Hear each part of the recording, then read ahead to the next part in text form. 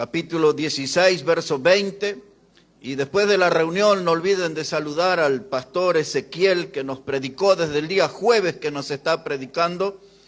Y ya todos han oído, solo los que se sumaron hoy, ya por más de 20 años nosotros nos conocemos y hemos trabajado junto ahí con la familia en la provincia de Jujuy. Y realmente ha sido un privilegio, una bendición tenerlo con nosotros aquí. Dice la palabra de Dios, hermanos, Evangelio de Juan, capítulo 16, verso 20. El Señor Jesucristo está hablando y dice: de cierto os digo, que vosotros lloraréis y lamentaréis, y el mundo se alegrará. Pero aunque vosotros estéis tristes, vuestra tristeza se convertirá en gozo. Y aquí en esta frase voy a darles un título para este breve mensaje: a vuestra tristeza se convertirá en gozo. Cuando usted lee todo el contexto, el Señor Jesucristo está hablando por una alegoría. Y Él está anticipando a los apóstoles que iba a morir. Y por eso dice que esa muerte iba a ser por un tiempo un motivo de tristeza para ellos. Pero seguidamente le da una promesa: vuestra tristeza se convertirá en gozo. Siempre la muerte, aquellos que ya tenemos más años, hemos visto mucha gente partir de este mundo. Y siempre la muerte es una fuente de tristeza. Siempre la muerte es una fuente de dolor. Y aquí el Señor Jesucristo no solo estaba anticipando su muerte, sino que estaba en su mente todo el proceso que iba a haber hasta que Él llegara a la cruz. Y en ese proceso Él iba a ser humillado. La palabra de Dios dice que le tomaron preso en el huerto de Getsemaní, cuando Judas el Iscariote encabezó una turba de maleantes, de delincuentes, y vinieron con armas y con antorchas a apresar al Señor, que había estado de rodillas orando en favor de los pecadores.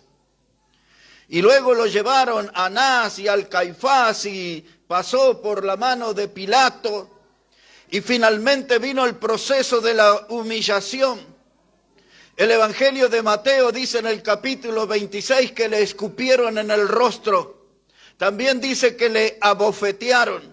También dice que tejieron una corona de espinas, pusieron en su cabeza y le dieron una caña en su mano como si fuera un báculo, porque él lo querían presentar como un rey humillado. Y luego le abofetearon, le insultaron y finalmente cargaron sobre su espalda una cruz. La muerte de cruz era la cosa más horrible, era el espectáculo más horrendo, al punto tal que la palabra cruz, la gente evitaba de darle el lugar en su mente, porque era algo realmente horrendo.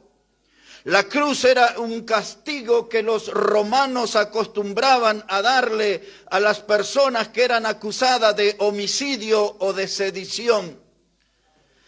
De esto fue que lo acusaron al Señor Jesucristo, de ser un sedicioso, un terrorista, un peligro para la sociedad. Era alguien que se suponía que atentaba contra la seguridad del César romano.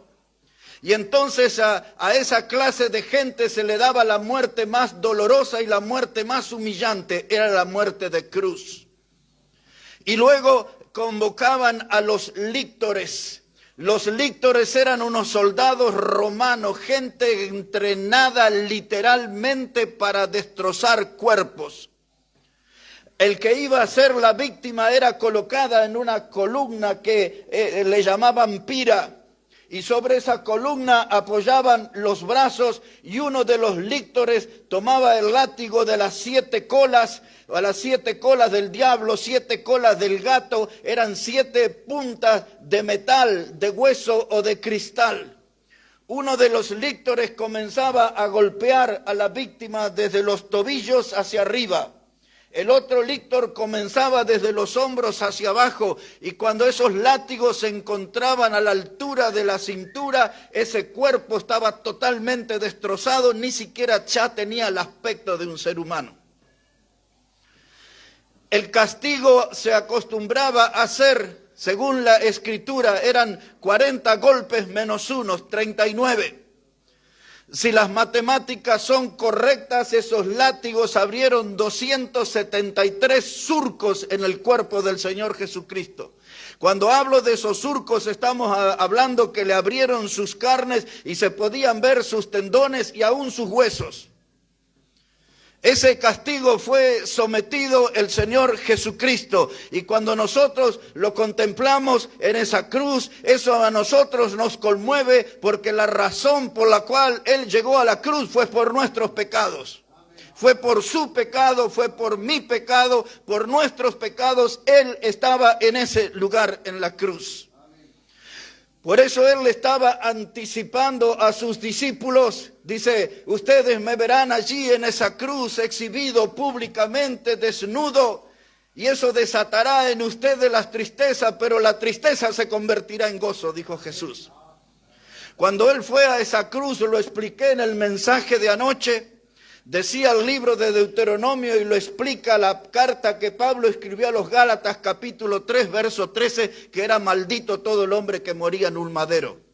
De manera que el Hijo de Dios fue a esa cruz y se hizo maldición, según la ley de ella, para hacer salvación para nosotros. Esa muerte en la cruz hace 2000 años tiene mucho que ver con nuestra vida y tiene mucho que ver con nuestra presencia aquí en esta mañana. Porque aquí estamos la mayoría de nosotros para dar testimonio de que Él murió en esa cruz para ser nuestro Salvador. Todo el mensaje se resume a 4 palabras. Jesús murió por mí. Jesús murió por ti. Y ahí Él está puesto en esa cruz, en un estado de humillación. Y Él dice aquí en el texto que les leí, y el mundo se alegrará. Los gobernantes corruptos, cínicos, tenían gozo de ver al Hijo de Dios en la cruz. Los fariseos hipócritas, la religión de ellos y su poder político, tenían gozo de ver a Jesús en esa cruz. Los pecadores tenían gozo de ver a Jesús porque con sus prédicas Él había puesto en evidencia su condición de pecadores. Juan dijo en el Evangelio capítulo 3, verso 19, y esta es la condenación que vino al mundo, que la luz, Jesús, vino a este mundo, pero los hombres amaron más las tinieblas porque sus obras eran malas. Y eso es la verdad. Algunos de ustedes en esta mañana aún no conocen a Jesús porque andan en tiniebla. Muchos de los que estamos aquí hemos andado muchos años en tiniebla, oponiéndonos a Cristo, viviendo de espaldas a Cristo, no creyendo en Cristo, pero un día la gracia de Dios nos tocó, nos salvó. Y aquí estamos para dar testimonio. Él es nuestro Salvador. Él es nuestro Salvador. Dice la palabra de Dios, y el mundo se alegrará. Ahora quiero hacerle esta invitación. Tratemos de mirar hace 2000 años atrás y contemplemos esa cruz y la víctima que fue ofrecida allí. La Biblia dice que Él era el Cordero de Dios que quita el pecado del mundo. Y eso debe despertar un interés en nosotros. Ese hombre que era considerado como peligroso para la sociedad. El diablo disfrutaba al verle esa cruz, y el diablo y sus demonios y sus secuaces restregaban las manos festejando que al fin le habían dado muerte al Hijo de Dios. Pero el Hijo de Dios había dicho, vuestra tristeza se convertirá en gozo. Aquella jornada parecía que era el triunfo de las tinieblas. Nosotros estamos acostumbrados a ver el progreso de la maldad y el triunfo de la maldad en nuestra sociedad. Aquel día se veía ese hecho de Cristo en la cruz como que era el triunfo de las tinieblas. Dice la Biblia que la gente pasaba frente a la cruz y se burlaba de Él. Y dice que hacían un gesto, estiraban su boca y meneaban la cabeza delante de la cruz, burlándose del que estaba muriendo por nuestros pecados. Pero aquella tristeza, dijo Jesús, se iba a convertir en gozo. Es un texto más el que les voy a dar y voy a cerrar de esta manera este mensaje.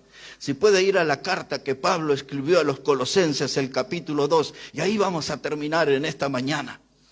Dice la palabra de Dios en la carta que Pablo escribió a los Colosenses en el capítulo 2, versículo 14. Voy a leer el versículo 13 también para ustedes. Colosenses capítulo 2 y el versículo 13. Dice la palabra de Dios, hermanos, Colosenses 2:13, y a vosotros, estando muertos en pecados y en la incircuncisión de vuestra carne, os dio vida juntamente con él. Ponga atención a esta frase que sigue. Dice, perdonándoos todos los pecados. Esa frase tiene que ver con nosotros en esta mañana. Jesús murió en esa cruz para perdonar todos nuestros pecados. ¿Y cómo lo va a hacer? El verso 14 lo explica. Dice, anulando el acta de los decretos que había contra nosotros, que nos era contraria, quitándola del medio y clavándola en la cruz.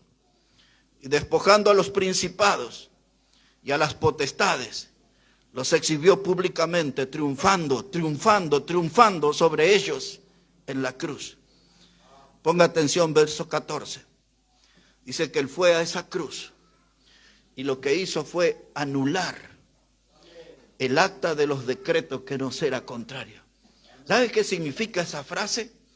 Significa que hay un documento escrito, legalizado, donde figuran absolutamente todos sus pecados y mis pecados. Ese es el acta de los decretos. Y dice Pablo, nos era contraria, no nos era favorable, porque ahí quedaba en evidencia todo nuestro historial pecaminoso, nuestro frondoso prontuario de pecadores.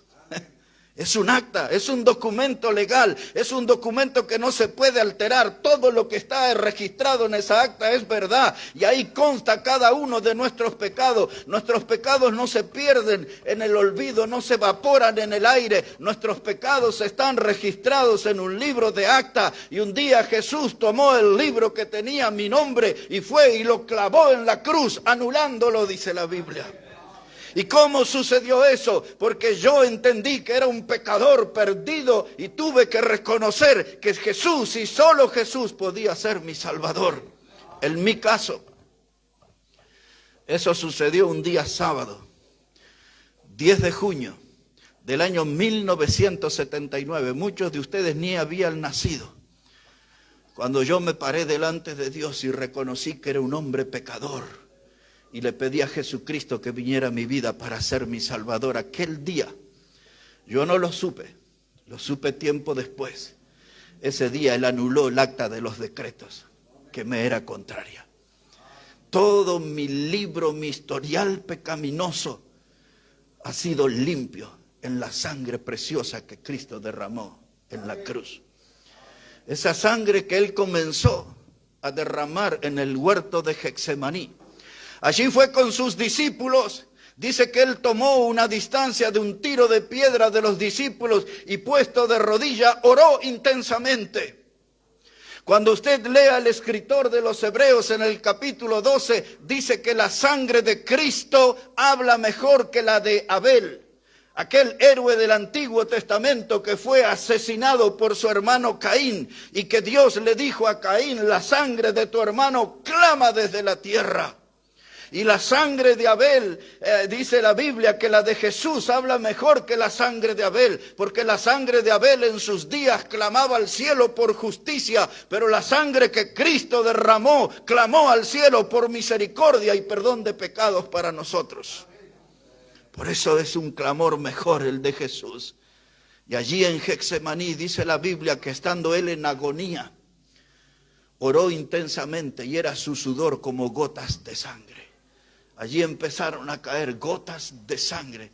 Ya he explicado eso aquí en este púlpito. El término médico, hematidrosis, es lo que sufre una persona que puede sudar sangre cuando está en un momento de extrema tensión o depresión. Y ahí estaba la tensión y la presión sobre la vida de Cristo porque Él estaba orando por nosotros. Él sabía que 2000 años después usted y yo como pecadores íbamos a necesitar de un Salvador. Y ahí estaba derramando sus gotas de sangre. Y luego la corona de espina, y de sus sienes salió sangre preciosa. Y luego la cruz y los clavos sobre sus manos, y allí salió sangre preciosa. Y los clavos que pusieron en sus pies, y allí salió sangre preciosa. Y la última demostración de sangre preciosa fue cuando él ya estaba muerto en la cruz, y vino el soldado romano y puso su lanza desde el vientre hasta el corazón. Y dice Juan en su evangelio, y salió sangre y agua. La evidencia que hasta la última gota de sangre de su vida Él derramó en esa cruz por nosotros, los pecadores. Miramos todo este proceso humillante y doloroso hasta que llegó a la cruz. Pero en nuestra memoria están instaladas sus palabras: vuestra tristeza se convertirá en gozo. Vuestra tristeza se convertirá en gozo. Y la razón, porque cuando el diablo y los gobernantes y todos los pecadores festejaban su muerte, ese gozo se les terminó, la sonrisa se les borró de sus bocas, porque al tercer día Cristo, el Hijo de Dios, se levantó de entre los muertos, resucitado, con promesas: de donde yo estaré, vosotros también estaréis. ¡Wow! Y nosotros, que tenemos esa fe puesta en Él, estamos aferrados a esa promesa, que estaremos una eternidad. No hay ningún mérito en nosotros, no hay ninguna virtud en nosotros.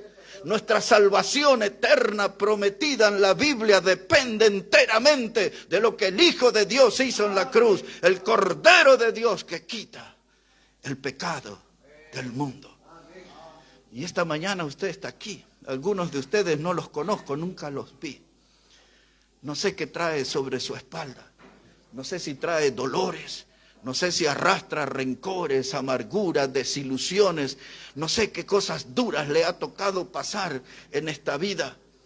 Pero lo que sí puedo decirles en esta mañana, que para usted hoy su tristeza se puede convertir en gozo también. Hoy su tristeza se puede convertir en gozo. El paso es muy simple. Tiene que reconocer delante de Dios, no delante de esta congregación, delante de Dios, que es una persona pecadora y que quiere aferrarse a Jesucristo como el Salvador de su vida. No a una iglesia, no a una religión, aferrarse a aquel que murió en la cruz por nuestros pecados. Y Él promete, hermano, dice que todo aquel que en Él cree, dice la Biblia, no se pierde, mas tiene vida eterna. Pecadores indignos pueden recibir en esta misma mañana el regalo más precioso dado por Dios, la salvación eterna en Cristo. Eso no es la promesa de un predicador, es la promesa de la palabra de Dios. Es la promesa de la palabra de Dios. Permítame una pregunta final antes de bajar de esta plataforma. Si usted muriera hoy, o el día que usted muriera, ¿dónde va a ir usted? Yo he oído muchas respuestas de la gente. Algunos me han dicho: no, nosotros nos morimos y ahí me dejarán en el cementerio de Flores o en el de Villegas o alguno por ahí. Y ahí termina todo. Otros me han dicho, sin pensarlo: yo me muero, me voy de cabeza al infierno. Hay otros que me han dicho: yo si muero, yo voy a ir al cielo. Y a muchos de ellos les interrogué diciendo: ¿por qué cree que usted va a ir al cielo? Bueno, porque mi abuelo era un religioso. Porque mis padres me enseñaron religión.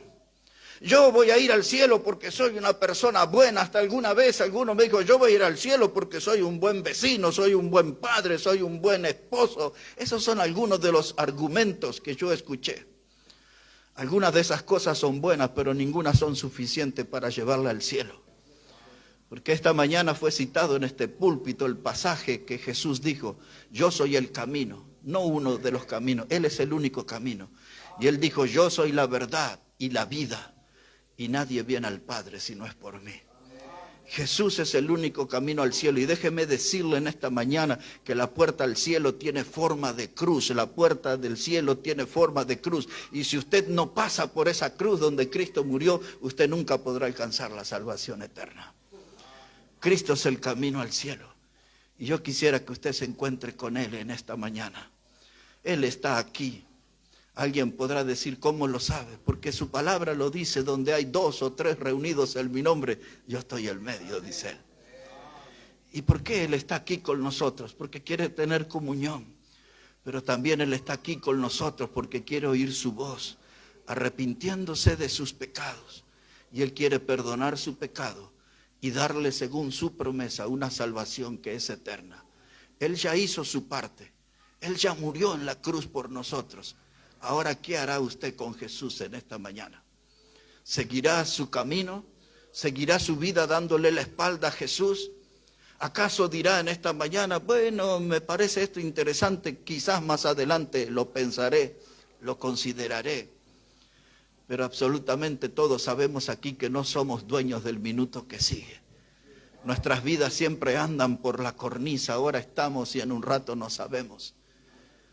Y ante esa realidad, usted puede venir esta mañana y con palabras simples pero sinceras, puede decir, Señor Jesús, yo soy un pecador y quiero creer en ti como mi Salvador en esta mañana. Y si usted lo hace eso de un corazón sincero, la promesa de Dios es todo aquel que en Él cree, no se pierde, mas tiene vida eterna. ¿Quisiera usted tener esa certeza en esta mañana?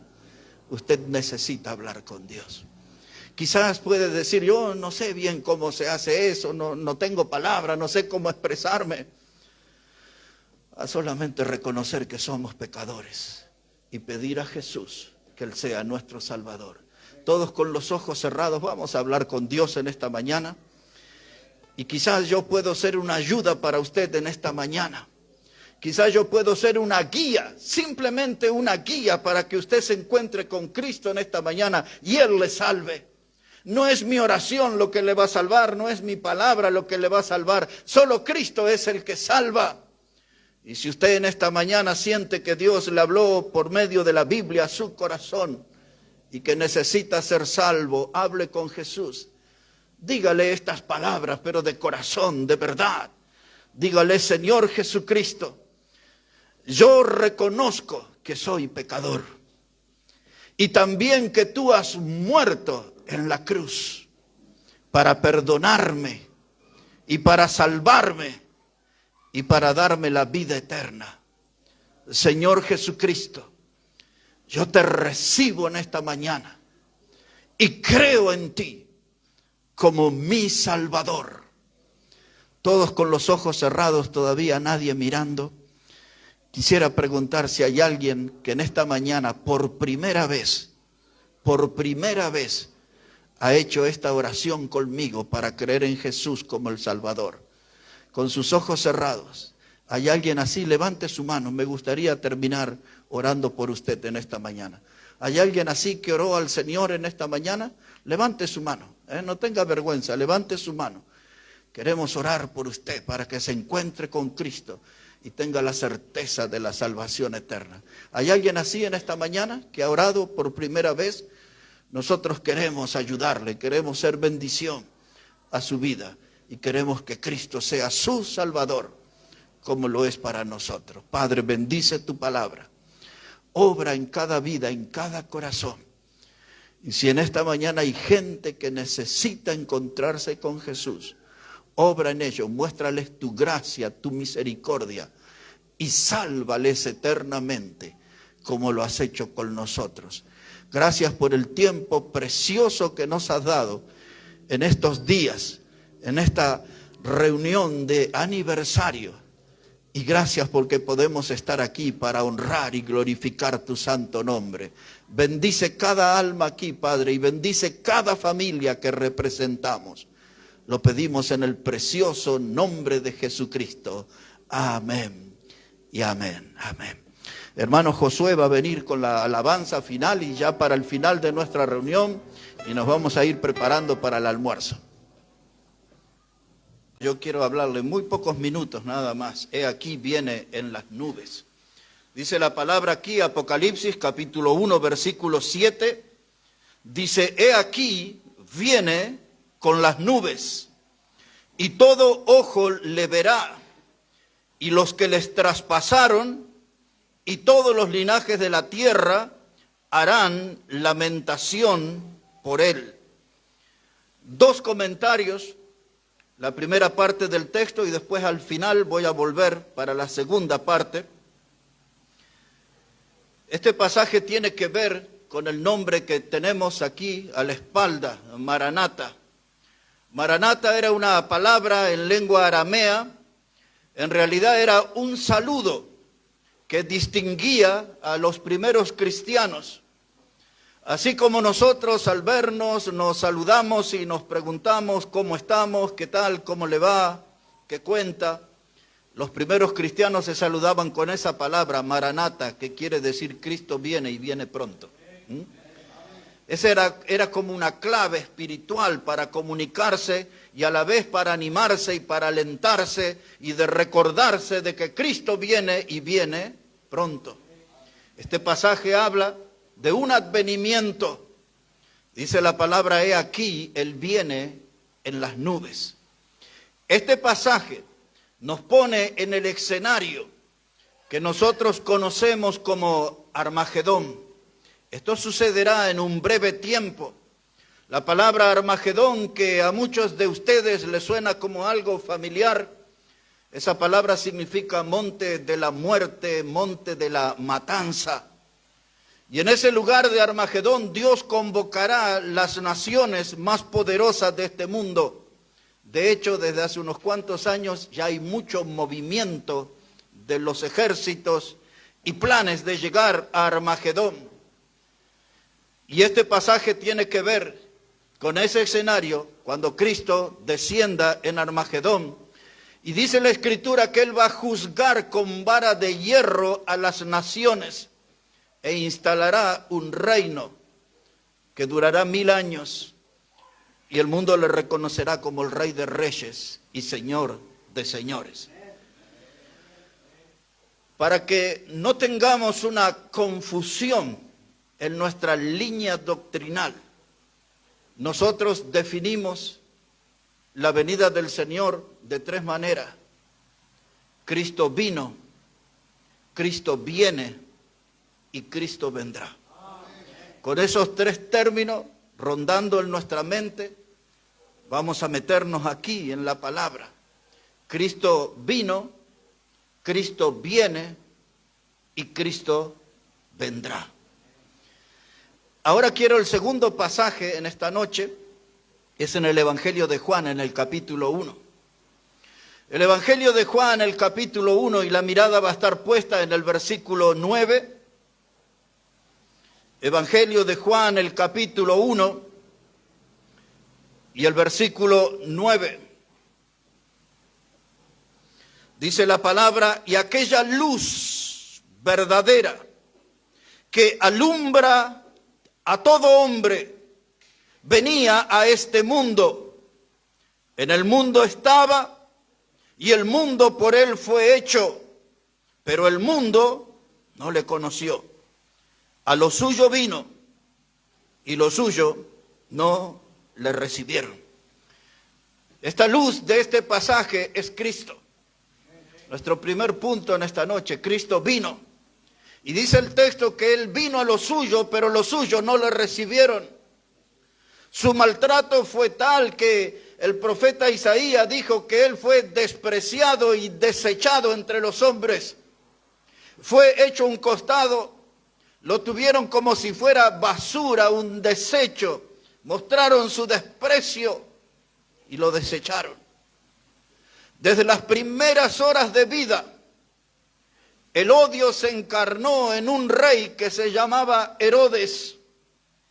Él tuvo el temor que este niño que había nacido, porque unos magos siguieron una estrella desde el oriente y llegaron a Jerusalén esos magos, usted puede leer eso en Mateo capítulo 2, y preguntaron dónde estaba el niño, el rey de los judíos que había nacido.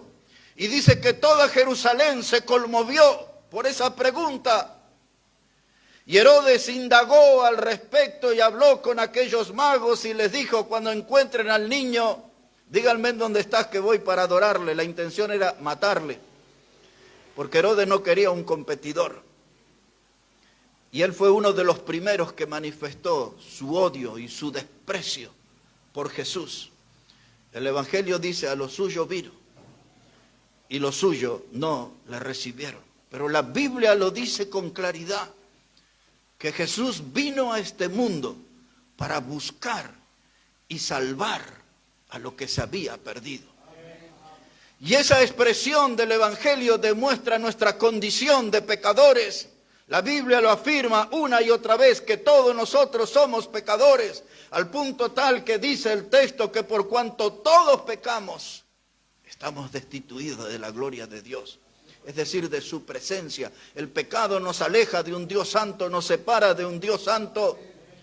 No teníamos ninguna oportunidad ni posibilidad de nosotros alcanzar salvación por nosotros mismos. No hay méritos suficientes en nosotros para ser salvos. Y el Hijo de Dios dejó la gloria celestial y vino a este mundo para buscar y salvar a los que se había perdido, a nosotros.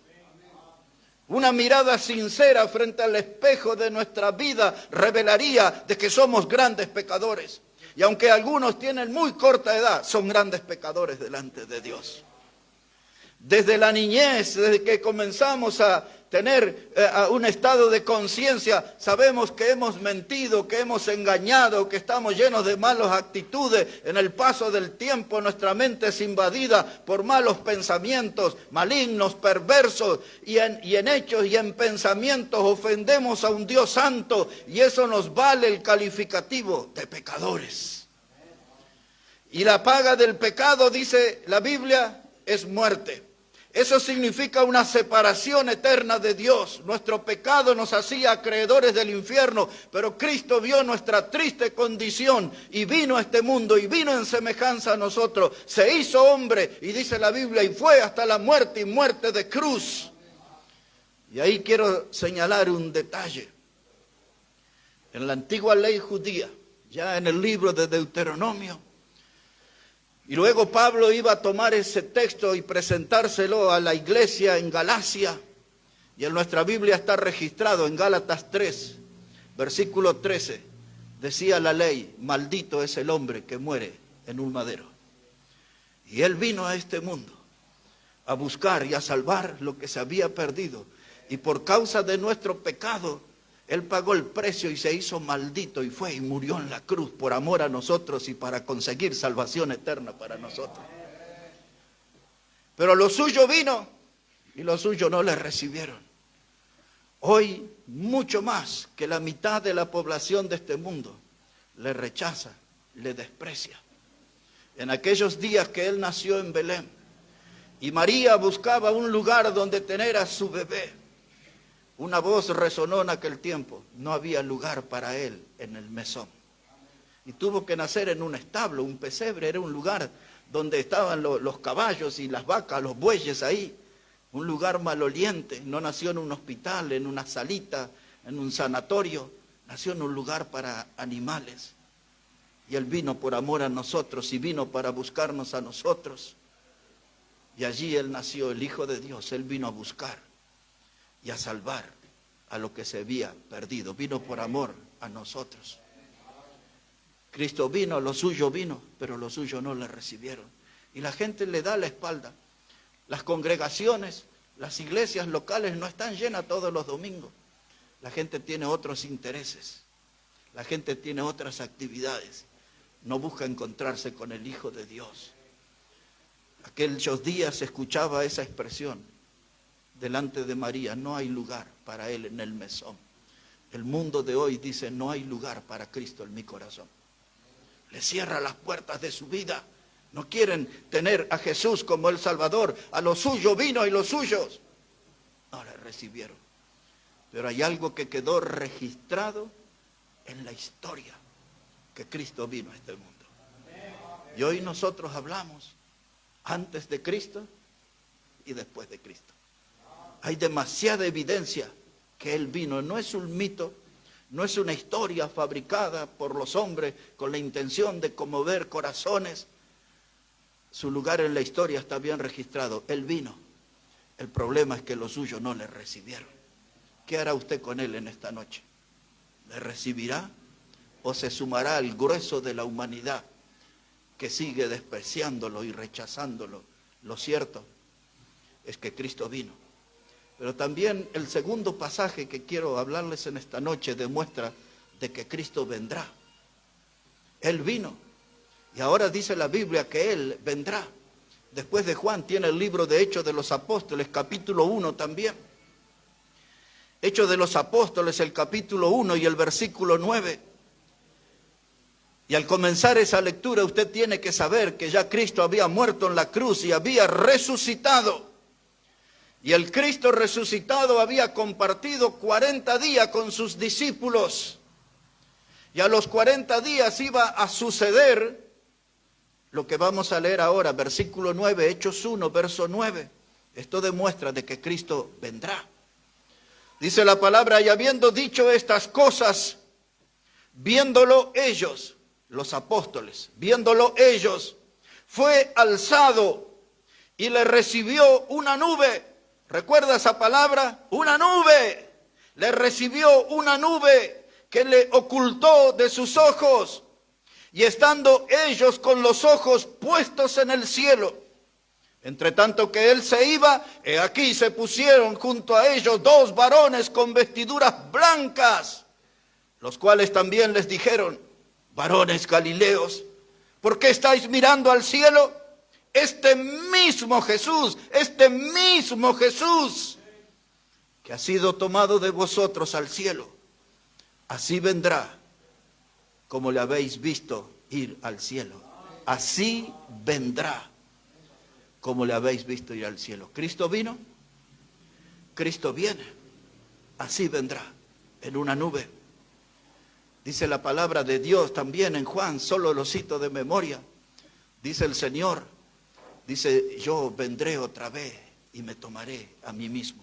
Esta es la promesa de ángeles. Ángeles le dijeron a los apóstoles, este mismo Jesús, como lo habéis visto ir, así vendrá. Se fue en una nube vendrá.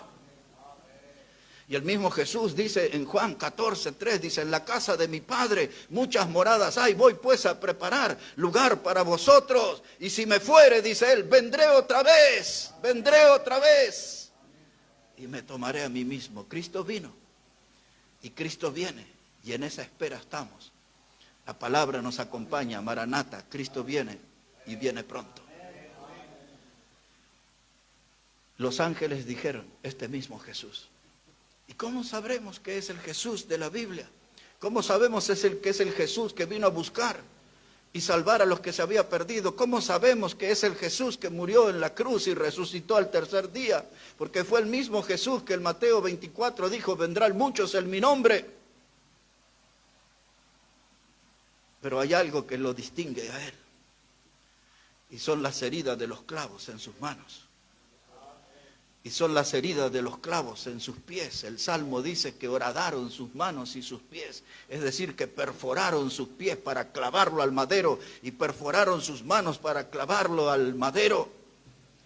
Este mismo Jesús, con sus ropas teñidas en sangre y con su costado abierto por la lanza del soldado romano que cuando lo encontró muerto en la cruz, puso esa lanza hasta el corazón y abrió todo un costado.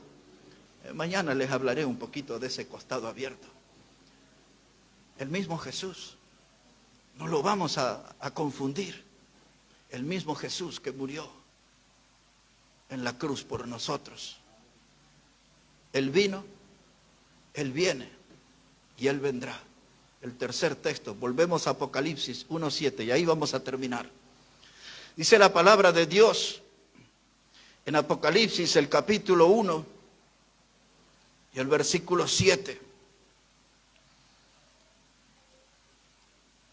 Otra vez nuestro pasaje dice, y he aquí que viene con las nubes y todo ojo le verá y los que les traspasaron y todos los linajes de la tierra harán lamentación por él. Este texto aquí es una profecía que está en el Antiguo Testamento que dijo el profeta Zacarías capítulo 12 versículo 10. Y dice, y mirarán aquel que traspasaron y harán gran lamentación, dijo Zacarías. Y ahora Juan toma ese texto de siglos atrás y lo presenta aquí, junto a la frase, he aquí que él viene en las nubes. Y aquel día allí en Armagedón, él descenderá Apocalipsis capítulo 19, verso 11 adelante da todos los detalles, cómo Él va a juzgar con vara de hierro las naciones y cómo su ropa va a estar teñida en sangre. Y Él vendrá allí, y ahora los judíos que le han despreciado a través de la historia en estos 2000 años, ellos son los que mirarán al que traspasaron. Y llorarán porque recordarán que sus antepasados, sus padres, le despreciaron y lo crucificaron. Y gritaron, según Mateo, dice que su sangre sea sobre nosotros y sobre nuestros hijos, decían. Y mirarán al que traspasaron y se darán cuenta que ese día, que el que viene en las nubes, es el Mesías que Dios había prometido ya a los patriarcas, a Abraham, a Jacob, a Isaac, a los antiguos. Y mirarán al que traspasaron. Sus sienes que fueron perforadas por una corona de espinas, sus manos que fueron perforadas por clavos, sus pies que fueron perforados por clavos, y su costado abierto, mirarán al que traspasaron y harán lamentación por él. Ustedes y yo, en estos tiempos, y algunos quizás en esta misma noche, tendrá que mirar con ojos de fe al que traspasaron y comprender que Él murió en esa cruz por nuestro pecado.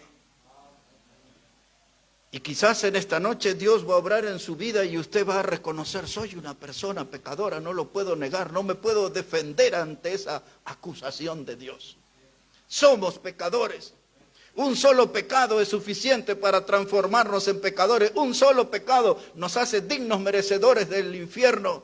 Pero Cristo vino y murió ahí en esa cruz. Y por cada uno de esos orificios, lo que produjo la corona de espinas, los clavos en los pies, en las manos y la lanza del soldado romano que le abrió el costado, ahí salió su sangre preciosa. Y en esa sangre está nuestra esperanza. Porque la Biblia dice una y otra vez, y la sangre de Jesucristo nos limpia de todo pecado. Esa sangre es la solución para el enfrentamiento, para el conflicto que ustedes y yo tenemos con Dios. Dice el Evangelio de Juan, dice, y esta es la condenación que vino al mundo. Dice, la luz vino al mundo, pero los hombres amaron más las tinieblas, porque sus obras eran malas. Eso dice Juan 3:19. Y esta es la condenación del mundo. Y en esta noche Dios viene y le habla a su corazón. Y Dios viene y le presenta a aquel que traspasaron, que murió en esa cruz como nuestro sustituto, murió en esa cruz ocupando nuestro lugar de pecadores. Y tenemos que despertar a la realidad que hace 2000 años atrás Jesucristo, el Hijo de Dios, sabía que un día pecadores como usted y como yo íbamos a necesitar de un Salvador. Y quizás a usted nunca le hablaron con claridad y quizás usted nunca sintió esto, pero eso que sucedió en el monte Calvario y ese hombre que fue puesto en la cruz, la Biblia dice que era el Cordero de Dios que quita el pecado del mundo. Y esa sangre, hermano, tiene un poder continuo, tiene actividad continua, y esa sangre quiere venir y tocar nuestra vida en esta noche y limpiarnos de todo pecado para que nos podamos acercar al Dios Santo. Esa sangre tiene poder para limpiar el pecado, tiene poder para hacernos miembros de la familia de Dios, y esa sangre tiene poder para darnos la vida eterna. Y una cosa más, la sangre de Cristo en esta noche tiene poder para abrir las puertas del cielo para nosotros por toda la eternidad. He aquí que vienen las nubes, pero antes que aquello suceda y que el pueblo de Israel miren al que han traspasado, nosotros en esta noche podemos ver a esa misma persona y podemos pedirle a Él desde nuestra condición de pecador que venga a nuestra vida y nos salve en esta noche. Porque el pecado se hace difícil convivir con Él. El pecado a veces se vuelve en una fuerza que nos aplasta, que nos derrota. Y cuando el pecado se mete profundo en nuestra vida nos quita las ganas de vivir. El pecado conduce al hombre a la locura. Es el pecado que lo lleva a los vicios, a las adicciones, a los actos inmorales y vergonzosos que vemos en la ciudad. Hay una fuerza detrás de todo eso, la Biblia le llama pecado. Pero Jesús vino y murió en la cruz. Y yo quiero invitarle a usted en esta noche que mire a aquel que han traspasado Y de cada uno de los orificios en su cuerpo está saliendo sangre preciosa que esta noche puede limpiar todo nuestro pecado.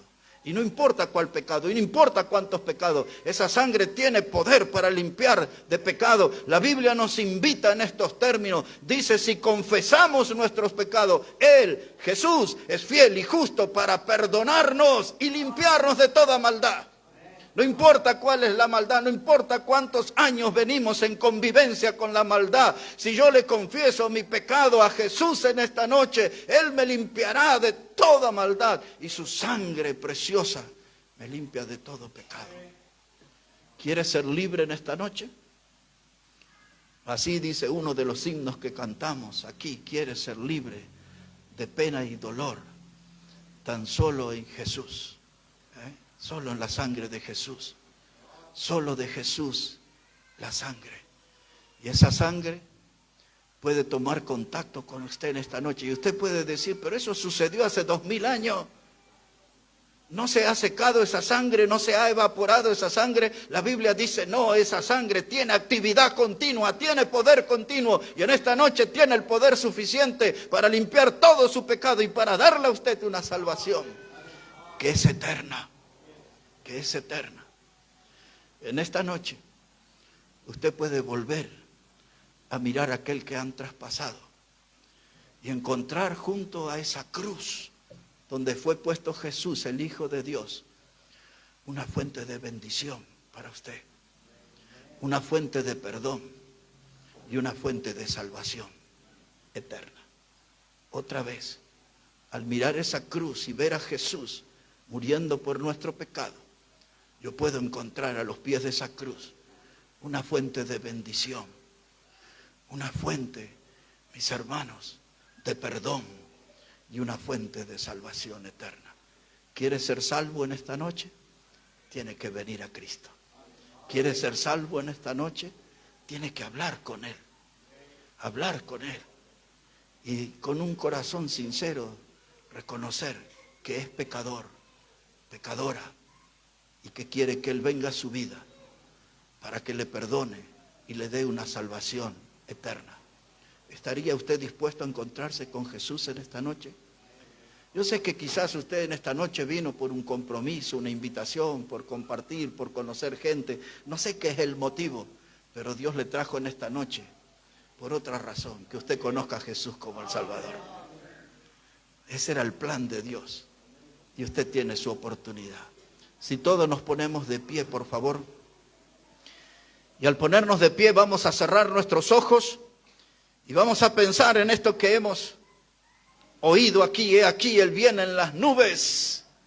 Porque Cristo viene y viene pronto. No importa lo que hagan los poderes satánicos, no importa lo que hagan los gobiernos humanos, no importa la actividad de la fuerza del mal, nada podrá detener esta promesa. Cristo viene pronto. He aquí, Él viene en las nubes. Pero qué lindo que sea que venga por ti y por mí. Porque la Biblia enseña que en un abrir y cerrar de ojos estaremos con Él en las nubes. Aquellos que han creído en Jesús como el Salvador. Dice la Biblia que sonará la trompeta y el Señor vendrá en las nubes. He aquí vienen las nubes. Dice la Biblia con voz de mando, con voz de arcángel, con trompeta de Dios. Y los muertos en Cristo resucitarán primero y luego los que hayamos quedado, dice, seremos arrebatados en las nubes con Él. Ese es un viaje que ninguno aquí en esta noche ha experimentado. Y es un viaje que será el privilegio de ir a las nubes y encontrarse con Jesús. Será el privilegio de los que han creído en Él como el Salvador. Si usted nunca lo ha hecho, y en esta noche quiero hacerlo, quiere venir a Jesús, ahí nomás donde está, tiene que hablar con Él. Palabras más, palabras menos, pero con un corazón sincero, dígale: Jesús, soy una persona pecadora, sálvame, creo en ti, dame ese regalo de la vida eterna. Yo voy a hacer una oración ahora, aclarando que mi oración no le puede salvar a usted, porque mi oración no tiene un poder salvador, pero la oración que yo voy a hacer en esta noche va a ser una ayuda, va a ser una guía para usted.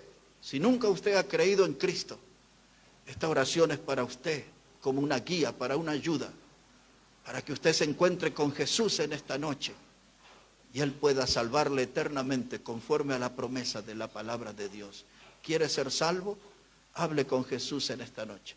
Con los ojos cerrados, dígale de todo corazón: Señor Jesucristo, soy una persona pecadora y reconozco que tú has muerto en la cruz para perdonarme, para salvarme, para darme la vida eterna. En esta noche, Jesús, yo te reconozco como mi Salvador. En esta noche, Jesús, creo en ti como mi Salvador.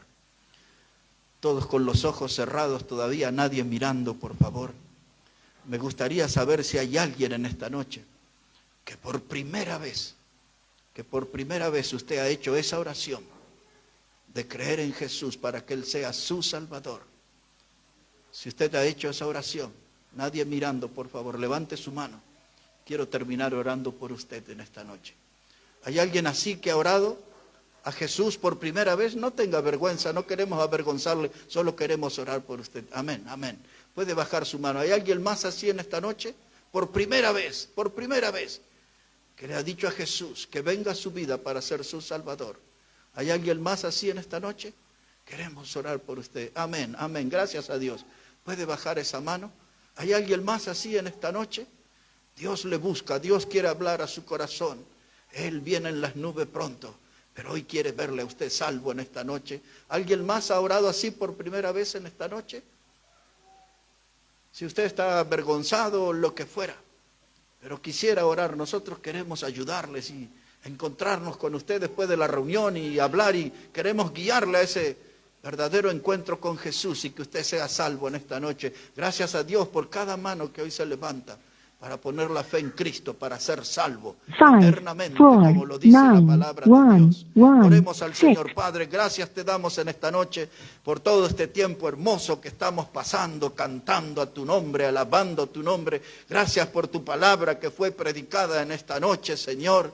Y gracias por esas manos que se levantan al cielo para confiar en Jesús como el Salvador. Aún hay otros, Padre, aquí en esta noche que deben hacer eso. Que tu misericordia les hable de cerca, les alcance y que tu gracia los salve en esta noche eternamente en Cristo Jesús. En su nombre oramos. Amén y amén. Que Dios bendiga su palabra, sus vidas, hermano. Va a venir el hermano Omar con una alabanza y ya estamos en la parte final y nos vamos a acomodar después para compartir una cena en esta noche. Que Dios les bendiga.